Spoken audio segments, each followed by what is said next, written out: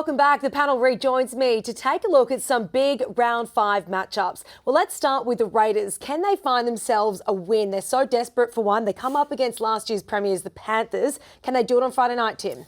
Look, potentially, but they are up against it in this one. We know how hard the Panthers take a loss. 8 on the trot, following losses, they've come back and won the next game.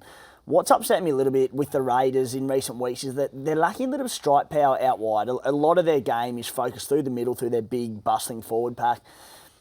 To create points, I think they need some second phase play and get the ball moving. They had 3 offloads last week up until about the 78th minute. Then there was a late one from Corey Harawira-Naera. I'd like to see them getting the arm free, playing a bit more second phase footy. So I'm a bit worried going into the game this weekend. Jack Whiten's a massive loss for him as well. I think he's the only one that kind of looks dangerous whenever they're down on the try line. We've got Rapana coming back.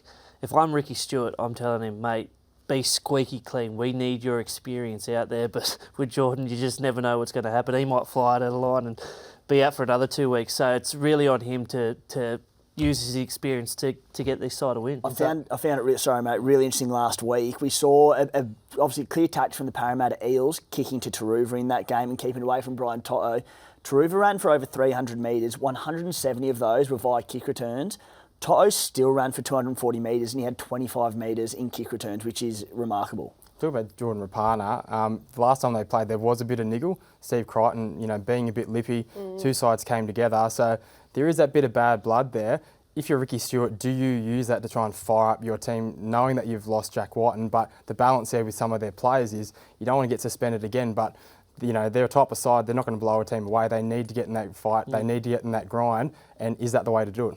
Certainly does come as a really spicy clash this Friday night. Now, don't want to be Anthony Griffin right now. 4 weeks into the season and the Dragons boss is under immense pressure as his side prepares to host the Dolphins in Wollongong. This is a big matchup. It's really early days in the season, but Moses Mbye said this week, this is do or die for the Dragons season.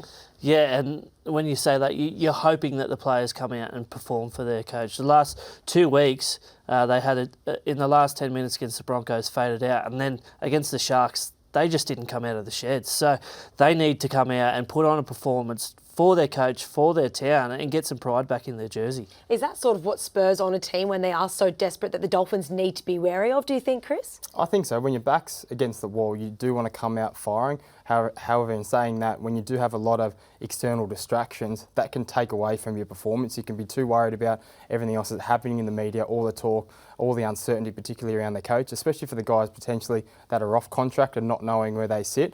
So I think they need to start the game well. If they start the game well and they're focusing on footy, I think they have a chance of getting the job done. However, if they don't start the game well, it could be another long night for them. A lot of off-field distractions for the Dragons, but Tim, what do you like about the Dolphins? We know they've lost Sean O'Sullivan for a period of time through injury, but what do you like about the Dolphins this week? Yeah, well, you nailed on the head there, Eloise. They've shown to be a very gritty side, but it is around Sean O'Sullivan. I'm really intrigued to see young Isaiah Katoa, the 18-year-old who has been a revelation this year, obviously got the nod for round 1 ahead of Anthony Milford, which surprised many. He's been wonderful so far in the NRL. With Sean O'Sullivan gone, the general of that side, Katoa, along with Milford, is going to have to step up. Yeah, look, I think Sean O'Sullivan stepped up because Marshall King wasn't there as well. I think him coming back will really help Katoa, and obviously Milford needs to stand up as well. He's the senior of the two. He's played a lot of football, so he needs to take the reins a little bit as well. And but I think Marshall King being back is a massive inclusion for them. Well, didn't one player take the reins this weekend that just passed?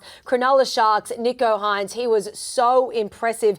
Do they get the win against Warriors that are much needed of a win? Yeah, look, I think they do. I just think they were outstanding on the weekend, against the Dragons, who were obviously, down in confidence, down in form. But the way that, Nicho Hynes just stepped in and the way he started, after missing those couple of weeks, it's like he, started where he left off, the previous year. And I think, if he's directing the team, everyone gets confidence around him, and they just turn little opportunities into tries. And the good sides do that. And I think if they do that in the weekend, it potentially could be a big score. what do we like about the Warriors this year? They've been super impressive. We know they've got a new coach at the helm, but they prevailed over the weekend. Could they be a genuine top 8 contender this year, Tim? From what we've seen, yes, Eloise, and I think they've given us false hope in the past, the Warriors, after a few good performances earlier on in the season. I just want to see them back it up now. Can they do it again? They were gritty on the weekend, more injuries to their side. Tohu Harris was named, looks like he's in a little bit of doubt, so can they keep overcoming these injuries? Time will tell. Well, let's have a look at some of the other games in round 1. All 3 panel members are tipping the Seagulls to beat the Knights. Josh and Tim are picking the Dragons, but Chris, well, he's siding with the Dolphins, while Chris is alone again and tipping the Tigers to beat the undefeated Broncos. Thanks to Chris, Josh and Tim for your time here this evening and for another big show. Don't forget to subscribe below and follow us on socials. We'll be back on Fox Sports Lab NRL next week. League is life. It's exhilaration, anticipation, highs and highlights. League is everything. That's why we've made a betting brand for League fans. That's better. Chances are you're about to lose.